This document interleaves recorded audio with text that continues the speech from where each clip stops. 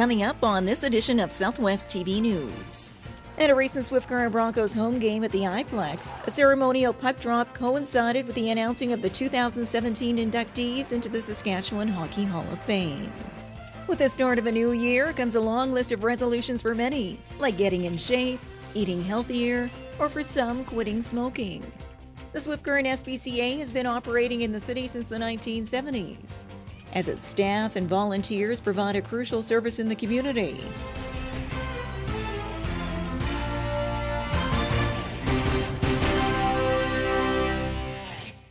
Thanks for joining us here today. The latest round of inductees into the Saskatchewan Hockey Hall of Fame have been announced. We find out who they are in today's top story. The Saskatchewan Hockey Hall of Fame was opened in Swift Current in 2012, and since then has annually honored numerous individuals and teams who have contributed to the sport in Saskatchewan. At a recent Swift Current Broncos home game at the iPlex, a ceremonial puck drop coincided with the announcing of the 2017 inductees into the Saskatchewan Hockey Hall of Fame. This year's inductees include players Bob Bjorn, Fiona Smith-Bell, and the late Edward Eddie Litzenberger. In the Builders category, the late Stan Dunn, former coach and general manager of the Swift Current Broncos, along with Graham Tuer, former assistant general manager and director of player personnel of the Regina Pats. Well, it's a privilege. It's unbelievable to be. I'm involved for a very long time in hockey, but there's an awful lot of other people have been as well. And to be selected from that group of people who deserve to be there, I'm extremely honored. Other inductees this year include official Ken Whaler. In the grassroots category, the Northwest Hockey Development Association. And the teams inducted into the Hockey Hall of Fame this year include the 2000-2001 Lloydminster Border Kings and the 1983-84 Wilkie Outlaws. An exciting year for all inductees who were at the official announcement in Swift Current. Our team won 10 provincial titles in 13 years. So that's the bigger story, but they had to pick one team and they selected the 83-4. Well, obviously it's amazing because there's such great people. I mean, now you're talking about Gordie Howe and people like that. As far as this year, though, Stan Dunn, who's getting inducted as well, happened to coach me in junior hockey, so that's special as well. The 2017 Saskatchewan Hockey Hall of Fame induction dinner is set for July 22nd at the Civic Centre in the Battlefords. And hockey fans are encouraged to visit the Saskatchewan Hockey Hall of Fame throughout the year, located in the iPlex in Swift Current.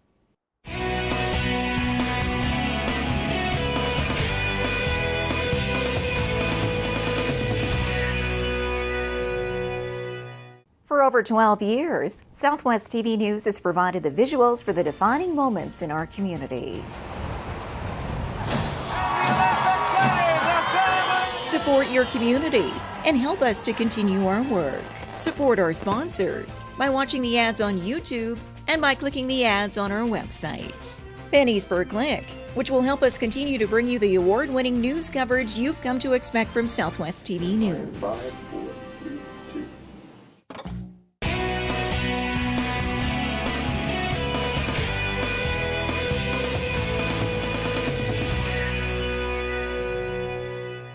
Can you quit smoking for a week? The Canadian Cancer Society has some tips to help you in your quest to kicking the habit. With the start of a new year comes a long list of resolutions for many, like getting in shape, eating healthier, or for some, quitting smoking. A task which can seem daunting for many who've tried to quit tobacco in the past. However, according to the Canadian Cancer Society, as frustrating as this may be, it may actually take you several attempts before you actually kick the habit once and for all.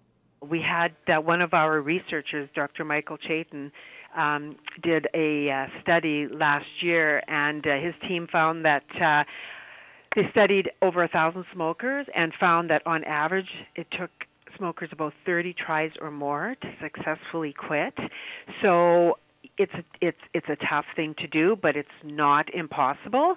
And I know, again, I go to my own experience that I probably tried 12 to 15 times unsuccessfully, but the more often I tried, the easier it became until I finally did it. So I would say, if you have never tried, give it a try. There's use a nicotine replacement product to help you get over those cravings. It really, really works. And with smoking rated as the #1 cause of cancer and other illnesses, the sooner you choose to quit, the better. With numerous resources now available to help you with your goal. If, for example, you're not one for, if you're not comfortable calling a quit specialist, our Smokers Helpline, you can go online, and there's a community of people who are in the process of quitting, have quit. They're specialists who deal with, smoking addictions, who are there to support you. Or you can go online. The Saskatchewan pharmacists have an organization called PACT. These are pharmacists who are trained in smoking cessation, and they are in communities all over the province. They're there and available to help people right in their communities. More information on the health benefits of quitting smoking and tobacco control products are all available through the Canadian Cancer Society, including the First Week Challenge and the Choose to Quit contest.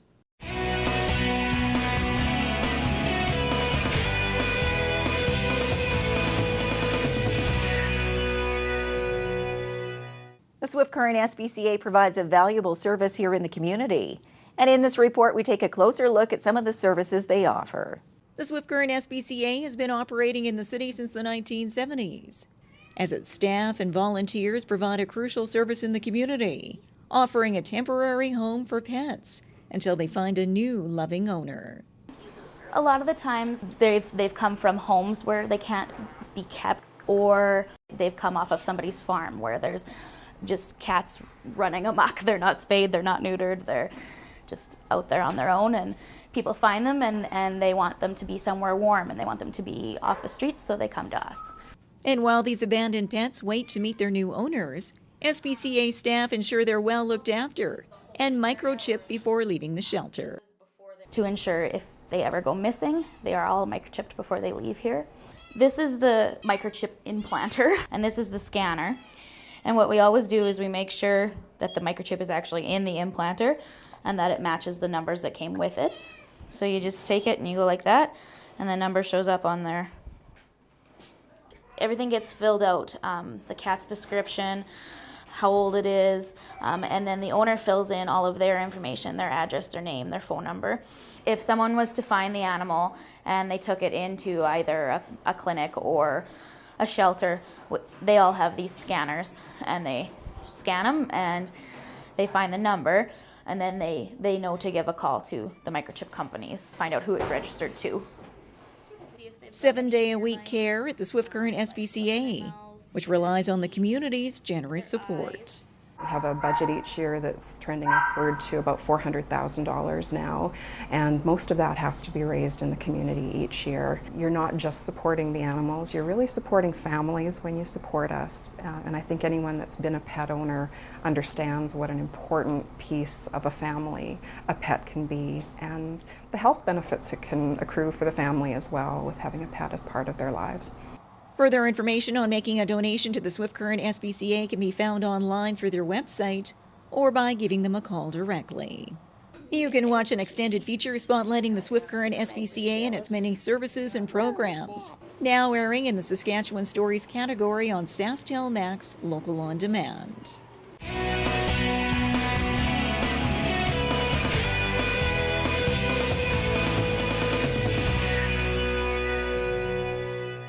Well, this brings to a close another episode of Southwest TV News, reporting the stories that matter to you.